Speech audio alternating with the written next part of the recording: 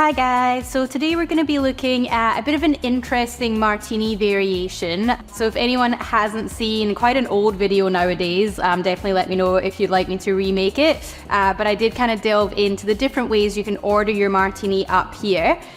So generally, obviously, people kind of go either dry or wet. So dry meaning less vermouth, wet meaning more vermouth. There is also what's known as a perfect martini, same as there's a perfect Manhattan. So that basically means that you split your vermouth down the middle, so half dry vermouth and half sweet vermouth. I know that might sound pretty scary, especially when so many people prefer, a really kind of bone dry martini anyway. But in this delicious concoction, the ROYCE, basically what it does is kind of make it, I guess, take it from day to night, give it like a really nice round kind of mouthfeel, a little bit more length and complexity. And it does have a Barspoon Benedictine in there, which really bridges the gap and brings it all together. It's something that we put on the menu here at Goodwater a little while ago to see how it would go, and it's actually been really popular. And then Punch magazine, which kind of looks at drinks trends and things like that. I'll drop a link below if you don't read their articles yet. They're definitely a good source of inspiration, but they sort of were saying the ROYCE is having a bit of a moment as well. So I thought that I would show you how to make it and you can see what you reckon. So obviously we're gonna stir this down. It's nice silky martini texture. And your gin is quite important for this one. So John, the bar manager, really decided to go with the ROYCE because he wanted to hero MGC, which is a local Australian gin. And what's kind of special about this is they use a lot of grapefruit in the flavor profile. So it's really kind of bright and fresh, and yeah, that nice kind of almost floral citrus that you get from grapefruit. And that works really well with the honey and the Benedictine. Obviously, if you can't get your hands on that, then just kind of bear that in mind when you're choosing your gin. You probably want something with, a lot more citrus notes as opposed to your more austere, really classic London dry. And so we'll go in with a full 60 mils, 2 shots of that. Then, as I said, half and half of each of your vermouth. So nice, big, juicy, almost kind of vanilla spice.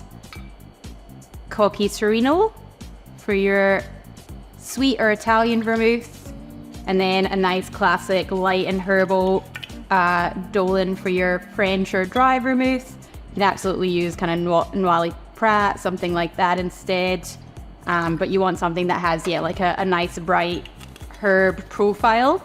And then what ties it all together is this little Dom Benedictine, so a little kind of like herbal liqueur. Again, made by monks, as so many delicious flavor makers are. And for that one, we're just gonna do a pretty healthy bar spoon. And that adds a really nice honeyed herbal kind of sweetness to it. And then last but not least, and don't tell John this because this isn't technically in our specs for Goodwater, but I do like to add 1 dash of orange bitters, just to kind of lift those florals. Then our garnish is just gonna be lemon zest.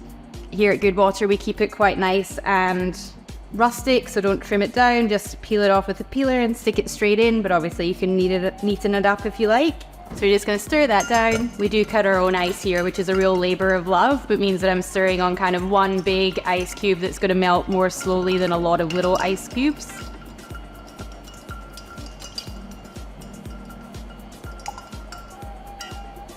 Then, as with all martinis, served in as cold a glass as you can manage. This one's straight from the freezer. Such a lovely golden sunshine color. And our little lemon zest over the top. And just pop that in here.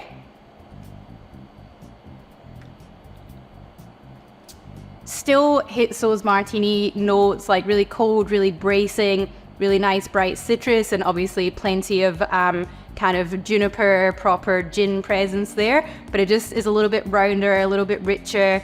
I'd like to think that it's almost like if you want an after dinner drink but not something as heavy as a Manhattan or old fashioned or whiskey drink, this is a pretty good one to have in your repertoire.